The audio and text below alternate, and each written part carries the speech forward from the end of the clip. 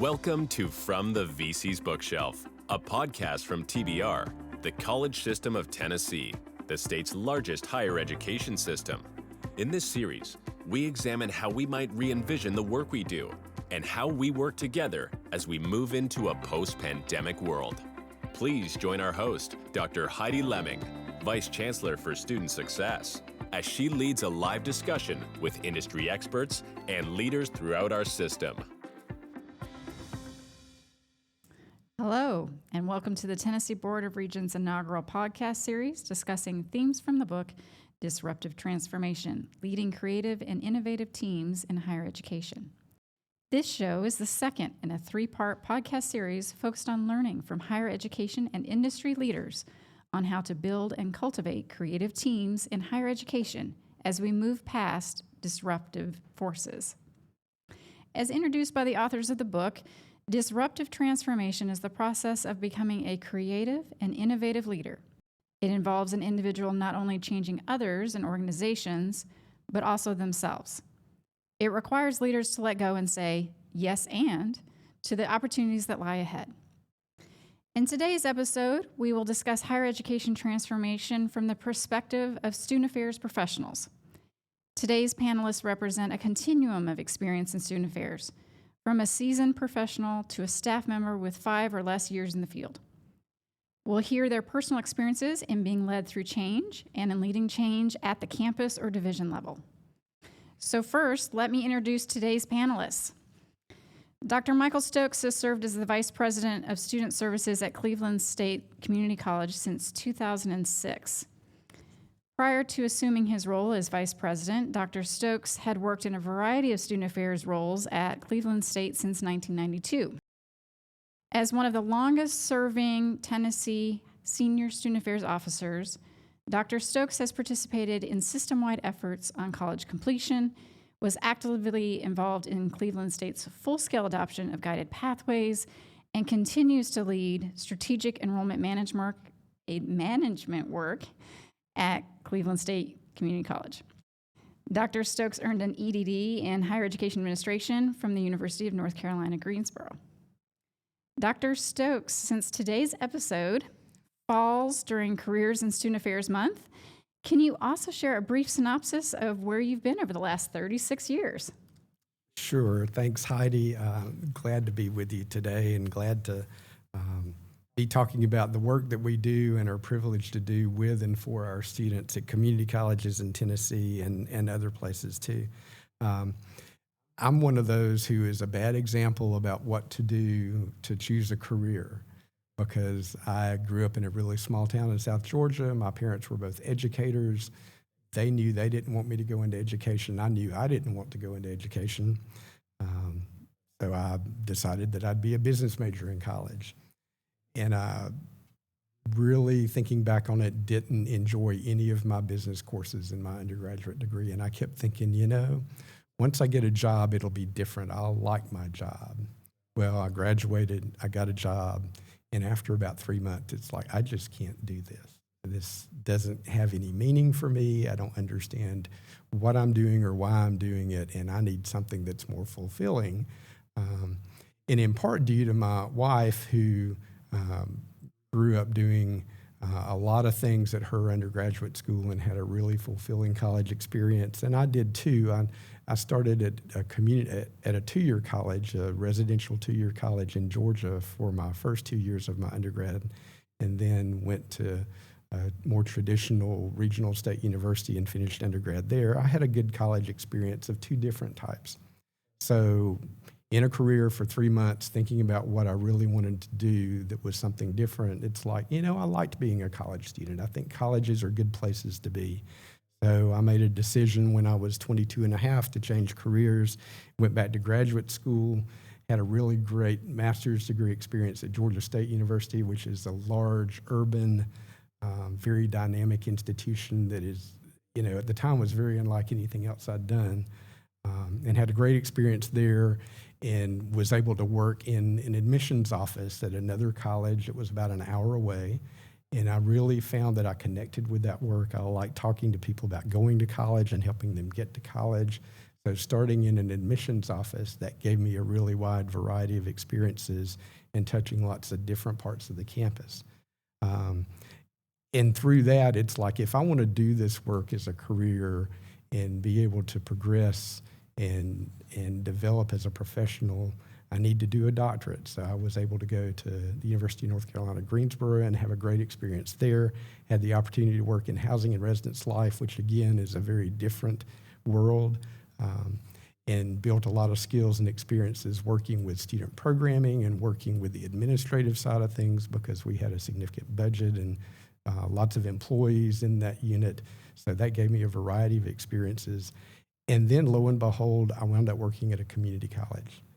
And I found that I just fell into that, and I fell in love with community college work, because you get the diversity of students, and you get first-generation students, and you have adult students, and all things in between. So I've been very fortunate to have been at Cleveland State now for 30 years, and the college has been great to me. The community has been great to me, and I've had so much fun and learned so much working at a community college in student affairs for all those years. That's great.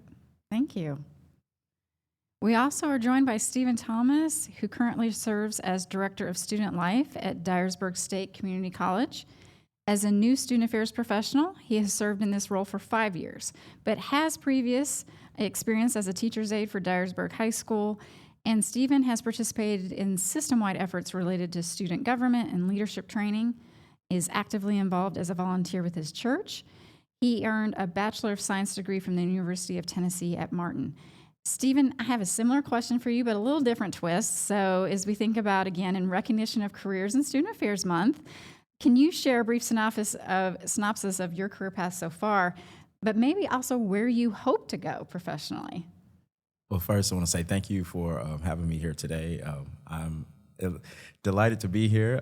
So I started out working with young people from an early age at family reunions and things. My family would say that I would always try to wrangle the ones that were younger than me. So I think I've always had a passion to help those that necessarily can't help themselves at the time. So growing up, I've throughout my own hardships in life, I've learned that I don't want young people to experience the same things I've experienced. And so as I started my work career at 15 as a busboy, and then working my way up to kitchen manager. So leadership is kind of like something that's always kind of fallen into my lap.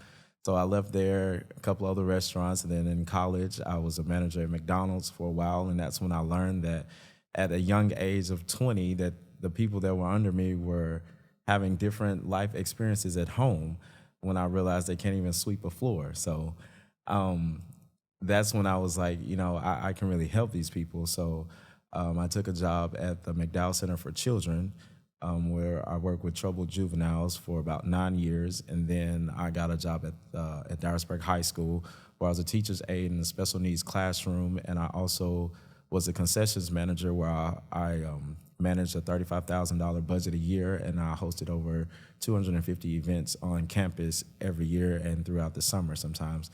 So it was an easy task to transition into my current role as Director of Student Life at a community college, except, it was different because I'm at a college and not just a high school. I'm working with adults. And so now my experience of working with them it's been good. And I've always wanted a job that was the same but yet different every day. And I was writing, it's sort of like, your sitcoms that you like. It has that general base that it's the same every episode, but yet it was a different storyline. And I feel like at a college or dealing with young people, or especially my role as a Director of Student Life, every day is a different experience, but it's the same thing of helping people to navigate life and to become professionals one day.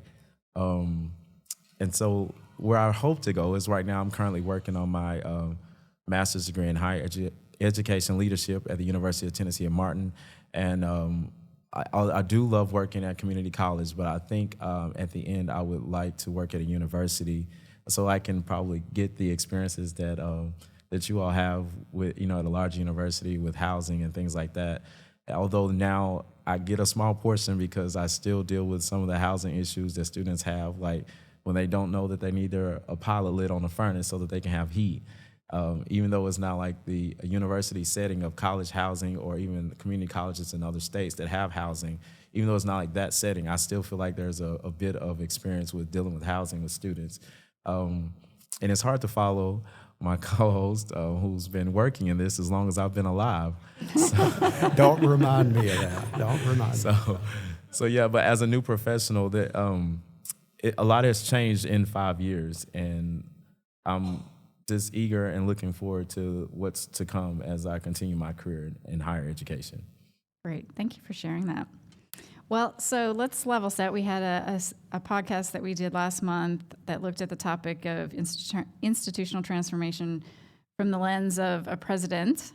And the authors describe disruptive transformation as a way of harnessing creative and innovative leadership to make proactive changes. So it's in opposition to the idea of slow, delayed, or reactive changes. It's really about carrying our institutions into the future. So we're going to dive into that a little bit more today. And again, the goal is about meeting the needs of our communities and providing the highest quality of education possible. So we're going to have you all kind of think through that today in terms of specifically the field of student affairs. So let's start with a larger idea of transformation with teams. We'll gradually work our way down into thinking about how this plays out for individuals at different points in your careers. So my first kind of theme I want to talk about is, again, lessons on institutional transformation.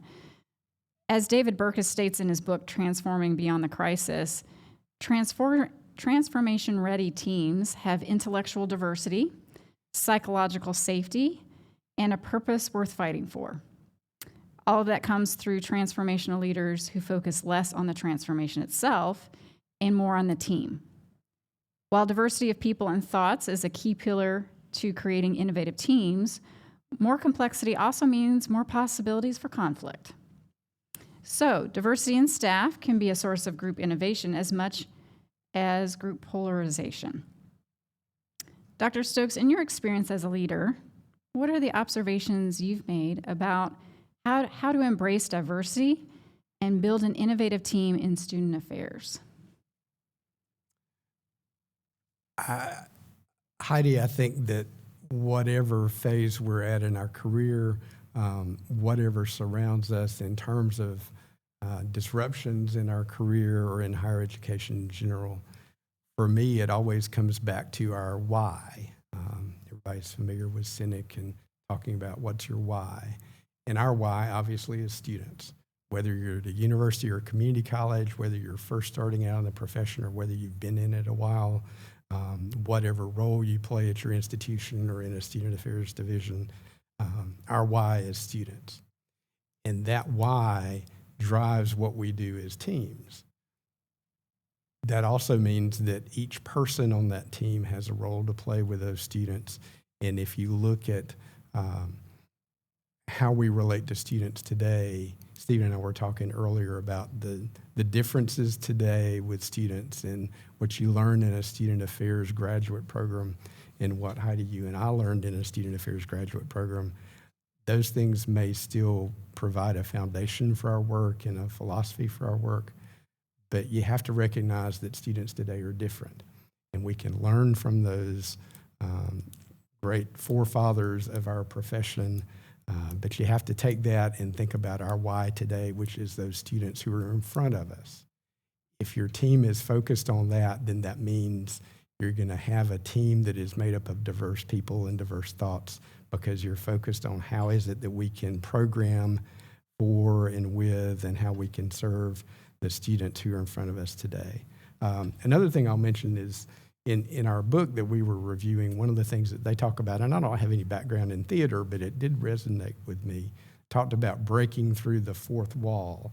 And that's a theater concept that I wasn't familiar with, but it really makes a lot of sense. That's basically when the actors stop just interacting with each other and kind of break through and engage with the audience.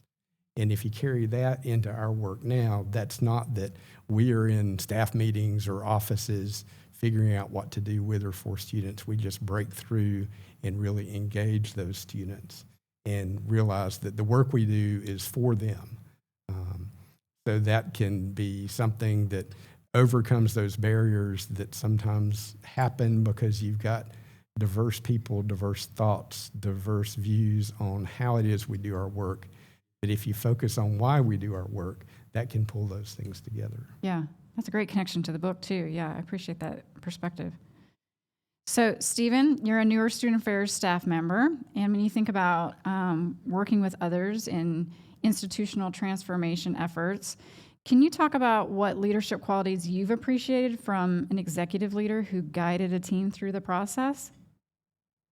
Nowadays, I appreciate when the leader is very understanding that I am a younger person and I view things differently than they do, and that the world has transformed right before my eyes in just 36 years. There's been a lot that's happened, and a leader that is more seasoned than I am has to understand that the viewpoints that I'm going to have, or that even the ones that are younger than me, are going to be different, and we can get the same goal accomplished even though I might go a different route. So there are some times we have to look at things differently and from the eyes of our students, and if we are so removed as a leader from the why, which is, as Dr. Stokes stated, our students, if we are so removed from them, then we don't understand the why, we don't understand the student, we don't understand their needs.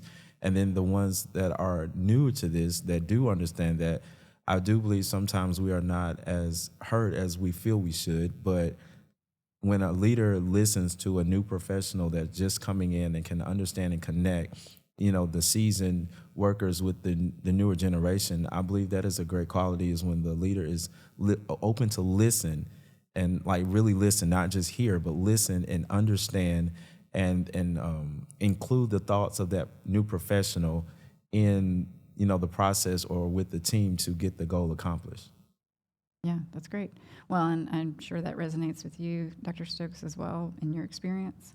Yeah, and I think, again, if you think about our students and who our students are at a community college, whether it's 36 years ago or today, diversity is the key. I mean, community colleges were formed to give people opportunities who otherwise may not have those opportunities for higher education. So even 36 years ago or 50 years ago, community colleges were a place that adults could go to school, and maybe they wouldn't have been able to do that previously. And then you zoom ahead now, and especially post-pandemic, how different is that now? Because you've got people who want and need and expect to be able to not only take courses virtually, but interact with us as staff virtually. Heidi, you and I were talking earlier, the days of somebody coming and taking English Comp 1 every Tuesday night from 6 to 9 for 15 weeks, those days are gone because there are so many other ways we can do that, so many other ways we can engage those students. And so, again, keeping focused on their needs and having voices like Stephen, who comes out of that himself, because he is closer to those folks than someone like me who's, we can throw out the term season. We can just say I'm old. We're trying to be sensitive here. I appreciate that, but it is what it is. So, the diversity of our staff and the perspectives that a younger staff brings are really important. And I think for me and for others like me, we need to continue to hear those voices and be able to engage with them and talk through, okay, this is something I haven't thought about. Give me a little time to process, and let's see how we can blend those things together so that we can learn from each other, so we can learn from experiences that we've had and take on those new experiences and continually innovate and try things that we haven't tried to reach people that maybe we haven't been reaching effectively. Dr. Lemmy? Yeah. I would just like to speak on that as well. As Dr. Stokes was mentioning that when they was talking about breaking down the fourth wall, I went back to, I was a theater kid in middle school here in Jackson. And so when we say breaking down the fourth wall and listening and interacting with the audience, that means that's that diversity he's talking about, because the audience are not the actors or the people in the room that are going to make the key decisions. But if we don't include the audience, which is our why, which is the ones that pays the tuition that keeps us employed, if we're not listening to them, they're going to go elsewhere, and then our institution is not going to survive and be able to thrive like it should.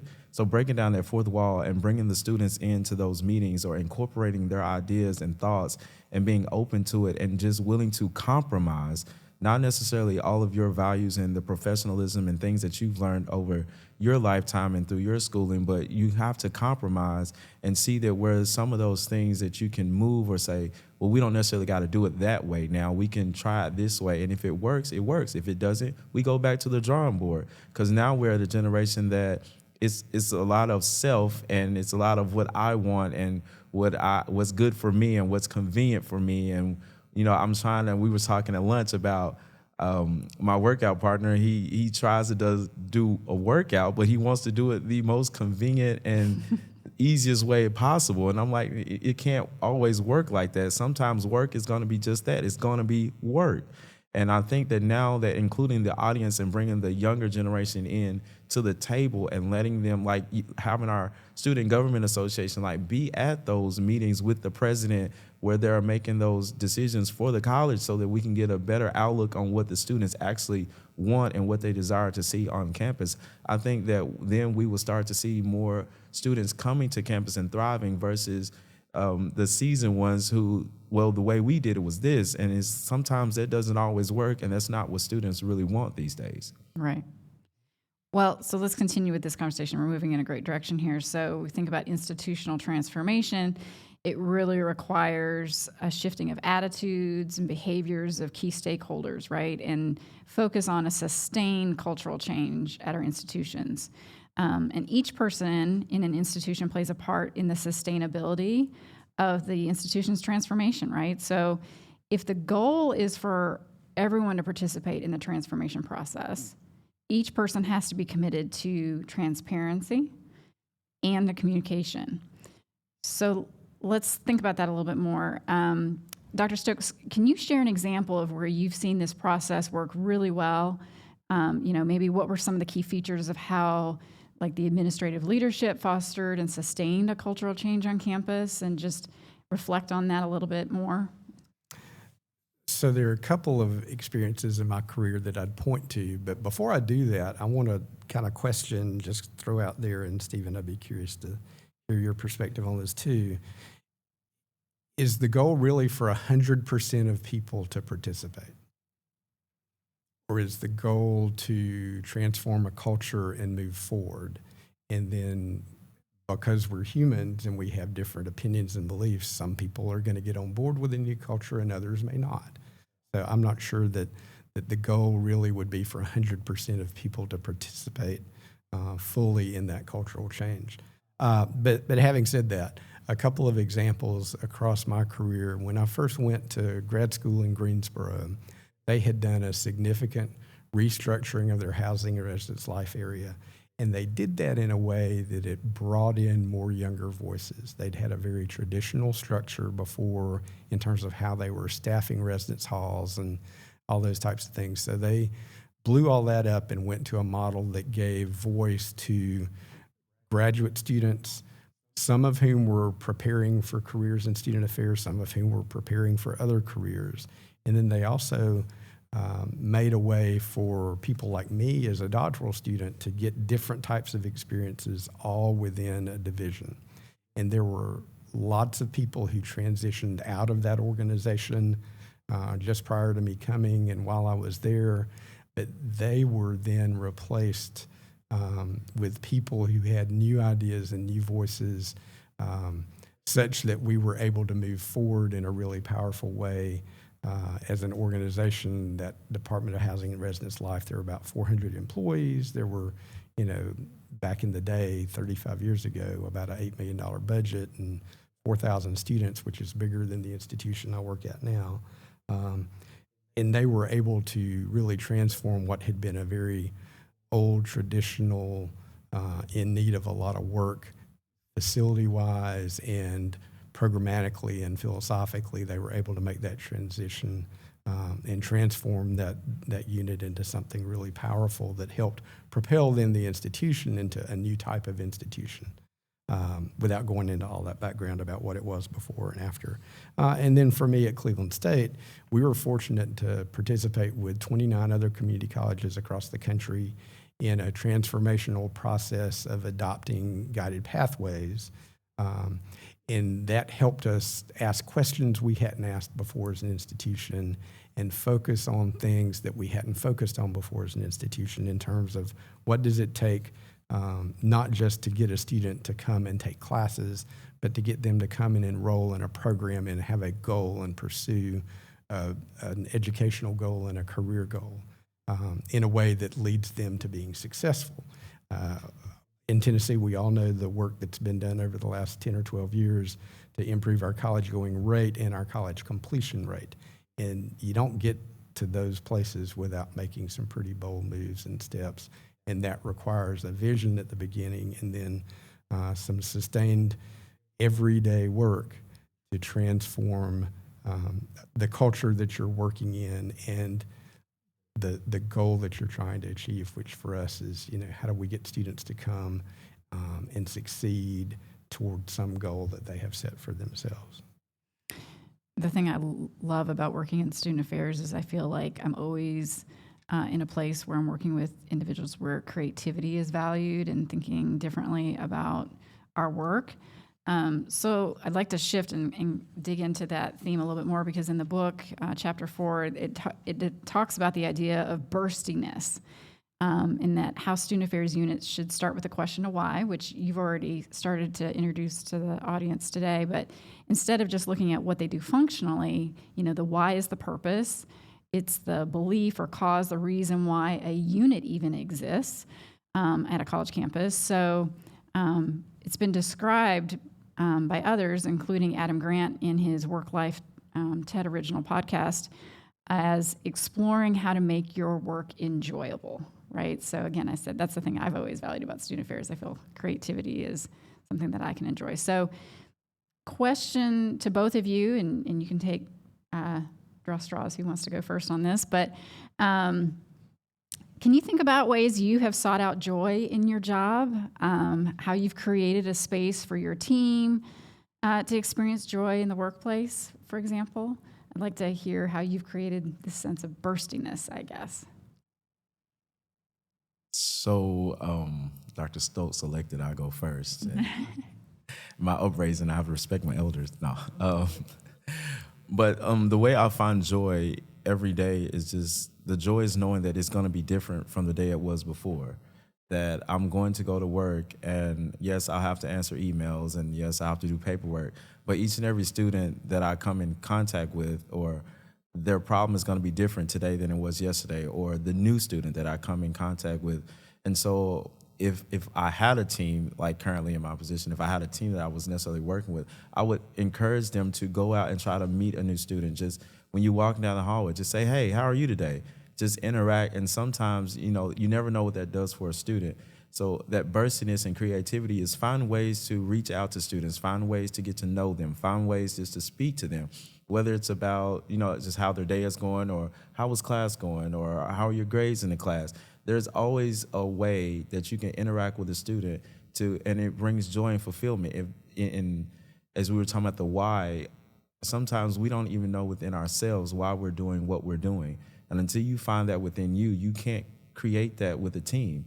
And so sometimes I think you need to just search within yourself and find out, why are you doing what you do? My pastor taught a Bible class, what you do, why you do determines what you do.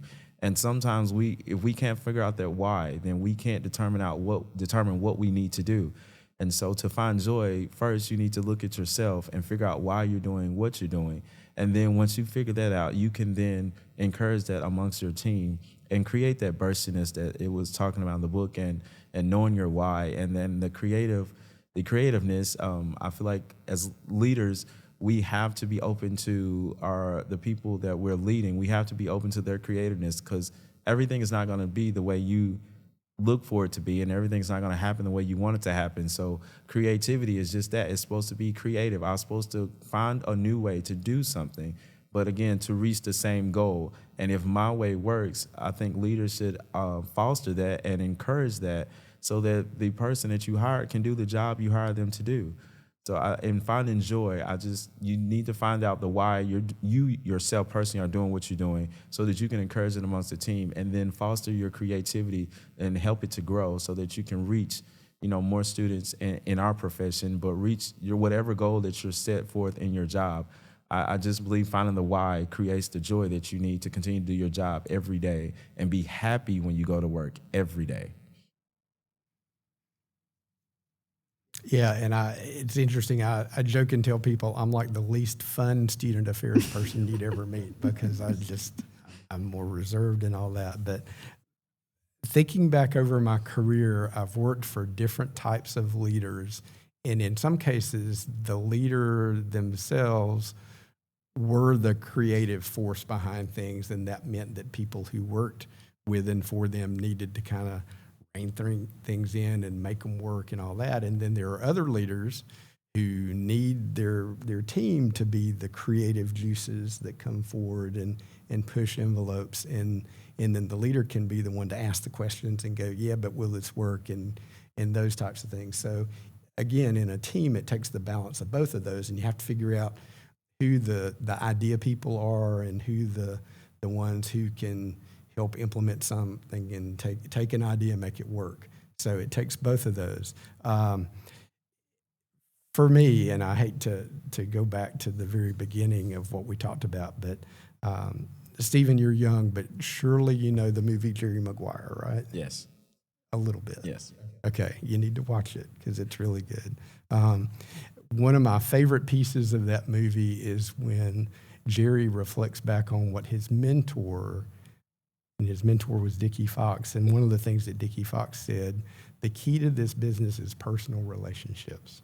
And everything for me in student affairs work comes back to relationships, first and foremost with students, and seeing and hearing and knowing students, and then also knowing the other people that you're working with across the campus, and particularly people on your student affairs team, so that you can know who the creative ones are and how everybody plays a role in that process to innovate. Because as we talked about at the beginning, our students are different, and their needs are different, and their interests are different. And to serve them, we've got to make sure that we are consistently innovating and being creative in ways to reach out and support them and encourage them and engage with them toward their goals.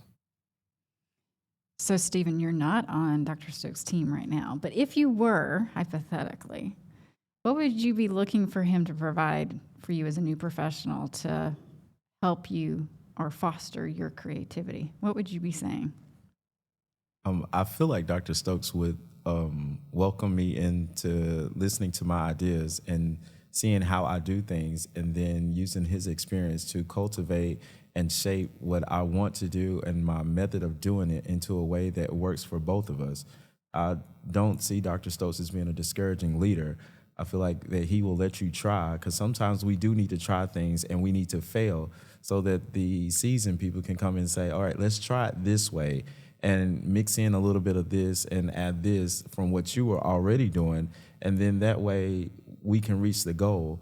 But I do think that Dr. Stokes will be a leader that is open to my creative mindset, because from listening to him and just talking to him in these brief meetings, I feel like he's one that understands that his age has put him at a level to where he can use the wisdom that he has gained to guide the younger generation and help them in their creative juices, to help them flow in the right direction. Because sometimes, my creativity might be a little off the wall, and it might take Dr. Stokes to say, hey, wait, let's get back in. We might be a little too far out the box.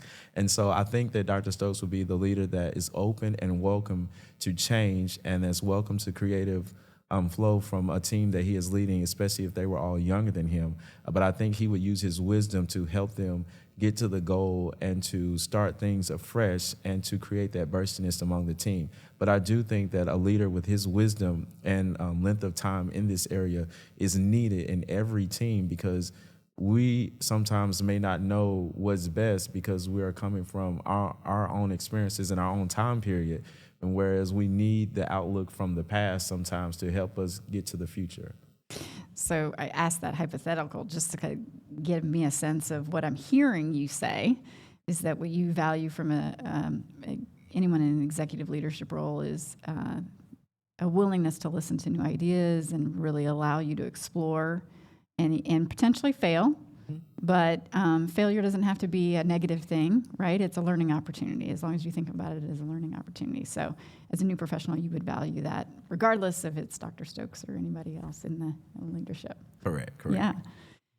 So we're both, we're all familiar with the phrase, people are our greatest assets. But what I think that really means is that we're thinking about creating and leading student affairs operations at our institutions and how we move things forward through like the pandemic. I want us to kind of reflect on that. We've been through 2 pretty difficult, challenging years, particularly in student affairs when we think about all the different things that we do to support students in and out of the classroom. Dr. Stokes, what does this look like if we think about the future of student affairs and our work post-pandemic, and particularly related to talent sourcing and succession planning, because we also know that we're trying to attract people to the field, and maybe some of these challenges have been less attractive for people to enter the field, right? So what does this look like from your senior leadership perspective?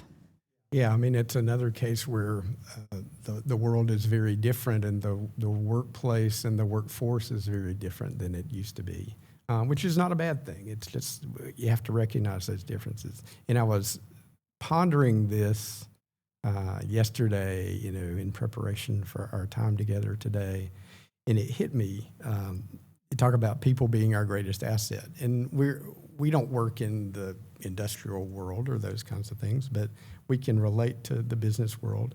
And if you have an asset at your business, you don't just set it over in the corner and let it sit there and trust that it's always going to be there and always going to, if with your HVAC or even in our homes, you got to do preventative maintenance. You've got to change the filters twice a year and all those kinds of things. It is twice a year, isn't it, Stephen, that we change our filter? I thought it was every 3 months. Every 3, okay. So occasionally at some regular interval to take care of it so that it will work. And it hit me, that's the same way with people and with our folks who work with us at a college in our student affairs team. If we believe they're assets, we have a responsibility to take care of them so that they can continue to be assets and do the good work that they want to do. And that's something that, for me, quite honestly, I probably have not been as good at. And we all are familiar with that concept that leaders need to do appropriate self-care and model that for their teams and their employees. And unfortunately, for the last 2.5 years or so, we've all been mired in that notion that we got to push through, we got to do stuff, we got to do every day, all those types of things. And all that's true, but to take care of our people, we've got to take care of ourselves, and we've got to do the things that gives them the permission, the incentive, the resources to take care of themselves, because they are important as people, as employees, as folks who do work with students.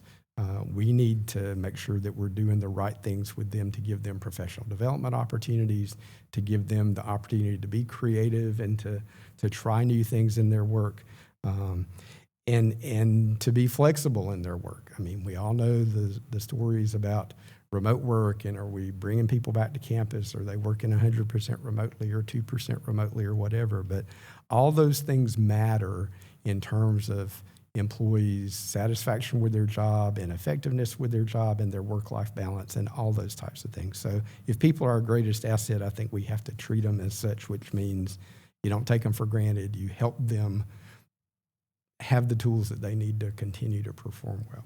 Yeah.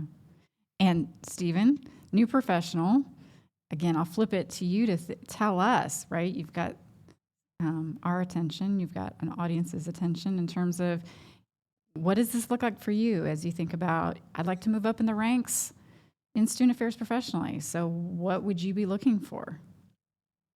So moving up in the ranks as a student affairs professional, it's to be honest, it's kind of hard to tell, because every year things are changing. And even in my short 30-something years of living, change is happening quicker than it used to, even for me.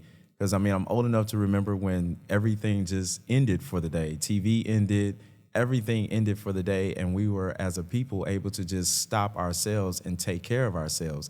And so now nothing ever ends. Everything is continual. Our emails are continual. The phone calls are continual. And we have this need for continuous instant gratification. So as Dr. Stokes was speaking about taking care of yourselves, I think sometimes now the leaders, because they're not used to that. They're not used to every time you do a good event or something. I'm not used to every time someone comes and say, hey, you did a good job. I'm not used to that, but the ones that are coming behind me, that is something that they need, and that's simply because of social media. They have that instant gratification of a picture. They have that instant gratification of a post. I work a part-time, and I took a picture for work, and I posted on my own Instagram, and I was showing my boss, and he was like, man, you got like 80-something likes, and I was like, what's the big deal? But for him, that meant something. And I think that these professionals that are coming up, even behind me, there is a need for this instant gratification. So for a leader that is seasoned, that change is going to have to happen, where they're saying for everything just about, it's like, hey, good job, I appreciate that, so that worker feels needed, and that they feel important, and that for them could be their joy and them wanting to come to the job. But as for me moving forward, I kind of like for things to kind of stay the way they are. Like, I'm a traditionalist. I believe that, when you come to work, you come to work to work. I believe that, you should look like the job that you have. And like for me, I'm having to work on that myself at my age, because that's just how I was raised. My grandfather was a preacher, and there was, like, even going to church, I was telling Dr. Stokes, like, I can't put on a jacket without putting on a tie because it feels funny to me. And so there are some things that I myself have to change. But for the ones that are coming behind me, I think they're looking for, always that instant gratification, and they need to feel like they are being compensated for what I feel the small amount that they do, because us that are seasoned, we know that we work twice as hard for the pay that we get, but the gratification comes in, I've helped somebody, I've done this, or I've done that, or I signed up to do a job, I just have a job to do, no matter what. And I think that that's what's missing in the ranks coming up. But for me, going forward, I see that I'm having to shift my own leadership style. And as I was telling Dr. Stokes, I feel that now that some of the things and concepts that I'm learning as I'm working on my master's degree, that, it's good to learn for a foundation, but me applying some of those concepts is not going to be wise given the generation that I will be leading. As the Dr. Stokes get ready to retire in like 20 more years. That's right. That's right. 20 years. And so at those times, and I was telling Dr. Stokes, there are certain things, there are certain principles, there are certain methods and concepts that once the generation above me retire off the scene, are they still going to be in place in the workplace?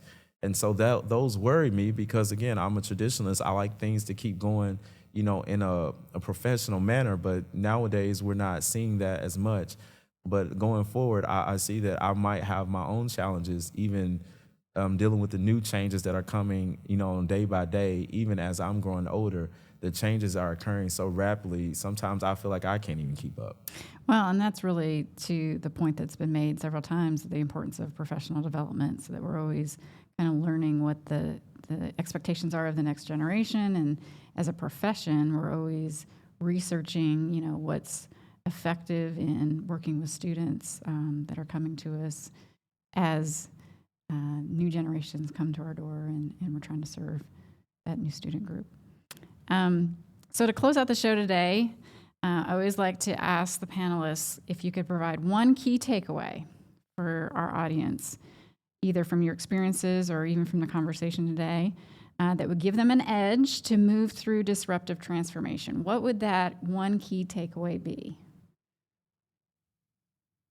Want me to go first? Sure. Okay. So one key takeaway I would say is, as we're dealing with this disruptive transformation in the workplace, in institutions, and not just higher ed, but just institutions around and businesses, I believe that there's going to have to be a compromise on both sides of the field. The younger generation, they're going to have to compromise with the ones who have already established the foundation that they come to stand on. And I believe that the foundation has to compromise with the new building that wants to stand on them.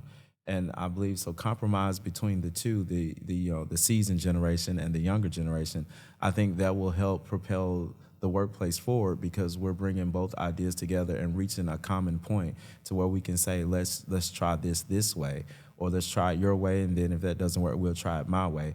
So I believe compromise is the biggest thing that we should take away from today, because we can learn from each other and not just, what we know from our own experiences. Yeah, thank you. Yeah, and for me, I can't just do one. For me, the two things would be always keep focusing on the future and moving forward and learning and growing. That's what we want students to do. We want students to grow and develop and achieve, and I think we need to do that as professionals in the student affairs area too. And then the second thing is patience. And I think that you realize that students are going to grow and change, and you get to see them for 1 or 2 or 4 years, and you see the growth that happens, but it doesn't happen overnight. And I think the same is true for us in our professional lives too, that you understand that it takes patience, that there may be a day where things don't go well, there may be a day that things do go well, but you just develop that patience and persistence to keep doing the work and keep moving forward. That's a good reminder. Thank you. Thank you both for your insights today. For those of you in the audience or listening to this podcast, next month we will focus on what transformation looks like from an external stakeholder perspective. We've invited former TBR Chancellor David Gregory to reflect on his time working with the Tennessee legislature as TBR's legislative liaison and what it was like to work through a major change to Tennessee's higher education landscape as the Focus Act came into effect. We'll also have the senior manager of Amazon Web Services, Maria Saab, join us to share what industry is looking for in terms of the workforce and how higher education may need to transform to meet industry's needs. So with that, thank you again for being on our panel today. I really enjoyed the conversation. Look forward to further conversation in the future. Absolutely. Thank you, Heidi, for putting this together and for your leadership and insight too. Thank you for having me as well.